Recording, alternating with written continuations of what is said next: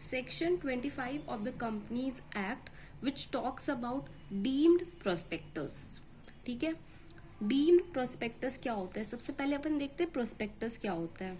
ठीक है, मैं इसका एक शॉर्ट्स अपलोड कर दूंगी, आप लोग वो देख लेना प्रोस्पेक्टस का डेफिनेशन का। बट यहाँ पे भी मैं बता देती हूँ, प्रोस्पेक्टस मतलब कोई भी डॉक्यूमेंट जो कि डिस्क्राइब किया गया है, इशू किया गया है एज अ प्रोस्पेक्टस। जैसे आप किसी स्कूल में भी जाते हो तो स्कूल का प्रोस्पेक्टस आपको मिलता है ना, उस स्कूल का प्रोस्पेक्टस में क्या लिखा हुआ होता है? सारा चीज़ स्कूल के बारे में। प्रोस्पेक्टस में आपका सेल्फ प्रोस्पेक्टस आता है, रेड हियरिंग प्रोस्पेक्टस आता है, एंड कोई भी नोटिस आता है, सर्कुलर आता है, या फिर कोई भी डॉक्यूमेंट आता है जो इन्वाइट करता है पब्लिक को, पब्लिक से कोई भी मनी, तो बेसिकली जो ऑफर करता है इनविटेशन फ्रॉम पब्लिक। ठीक है, इसके लिए मैं एक शॉर्ट्स अपलोड कर दूंगी। ठीक है, आप लोग वो देख लेना।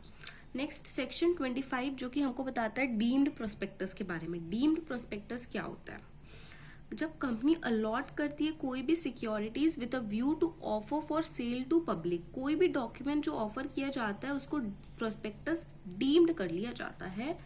ठीक है, जब कंपनी अपना जो सिक्योरिटीज है वो बेचना चाहती है, पब्लिक को ऑफर करती है। ठीक है, पब्लिक को ऑफर करती है अपना सिक्योरिटीज को, तो जो ऑफर करते टाइम भी अगर कोई भी डॉक्यूमेंट जो कंपनी इशू की है ना, ऑफर करते टाइम कोई भी डॉक्यूमेंट जो कंपनी इशू की है उसी को डीम्ड प्रोस्पेक्टस मान लिया जाएगा। ठीक है, allotment presume to view public offer if either of the following condition. Okay, allotment मान लिया जाएगा अगर इन दोनों में से कोई भी कंडीशन सेटिस्फाई हो गया है, तो मान लिया जाएगा कि आपने शेयर्स को अलॉट किया है या सिक्योरिटीज को अलॉट किया है, एंड उस टाइम पे आपने जो भी डॉक्यूमेंट इशू किया था वो क्या होगा बेटा जी? वो डीम्ड प्रोस्पेक्टस होगा। ठीक है, क्या है कंडीशन, क्या क्या है? Securities offered with in 6 month of allotment. मान लो आपने किसी थर्ड पार्टी को, जस्ट अ मिनट, यस, मान लो ए लिमिटेड है, वो किसी थर्ड पार्टी को ना अपना जो सिक्योरिटीज है वो अलॉट की थी। ठीक है, एंड ये जो थर्ड पार्टी है ये विद इन 6 मंथ, ये जो थर्ड पार्टी है विद इन 6 मंथ ये जो सिक्योरिटीज है ना ये पब्लिक को ऑफर कर देती है। तो इस टाइम पे जो भी डॉक्यूमेंट दिया गया था उसको डीम्ड प्रोस्पेक्टस मान लिया जाएगा। पहला ये कंडीशन था। दूसरा कंडीशन ये है कि ये जो थर्ड पार्टी है जब वो सिक्योरिटीज कंपनी से ले रही थी, कब कंपनी ने अलॉट किया था सिक्योरिटीज इसको, तब इसने जो है फुल पेमेंट नहीं किया था। ठीक है, फुल पेमेंट उस टाइम पे नहीं किया था। ठीक है, ये दो कंडीशन है। देखो, securities offered with in 6 month of allotment and where full consideration is not received by the company at date offered to public। Public को जिस दिन आपने ऑफर किया ये सिक्योरिटीज, उस टाइम पे कंपनी को जो है फुल कंसिडरेशन या फुल पेमेंट नहीं रिसीव हुआ था। ठीक है, अभी क्या क्या मैटर्स तुमको प्रोस्पेक्टस में लिखना है, ये बहुत इंपॉर्टेंट है। ठीक है, बहुत बार क्वेश्चन आता है, मैं आपको क्वेश्चन प्रैक्टिस भी करवाऊंगी बट आफ्टर सम टाइम। ठीक है, अभी मैं चैप्टर नंबर 1 करवा दी हूँ, चैप्टर नंबर 2 डिटेल में करवा दी हूँ, and chapter number 8 is about 25% done, वो भी मैं 100% करवा दूंगी। अभी थर्ड चैप्टर को हम लोग देख लेते हैं। ठीक है, ये बहुत इंपॉर्टेंट है, लाइक इससे बहुत बार क्वेश्चन आता है।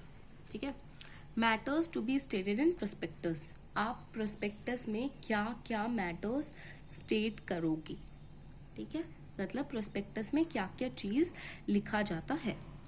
Statement of net amount received और to be received as consideration. Prospectus में आप ये लिखोगे कितना अमाउंट आपने रिसीव कर लिया या कितना आप रिसीव करोगे एज व्हाट? As consideration. उसके बाद किस टाइम पे एंड कहाँ पे कॉन्ट्रैक्ट फॉर अलॉटमेंट में बी इंस्पेक्टेड। ठीक है, और person making offer were named as in prospectus as director of the company।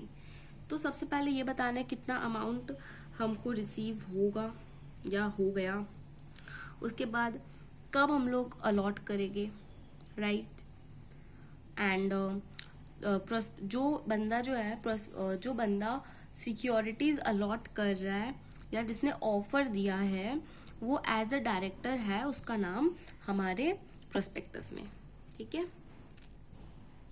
कौन साइन करेगा डीम्ड प्रोस्पेक्टस को या प्रोस्पेक्टस को कौन साइन करेगा?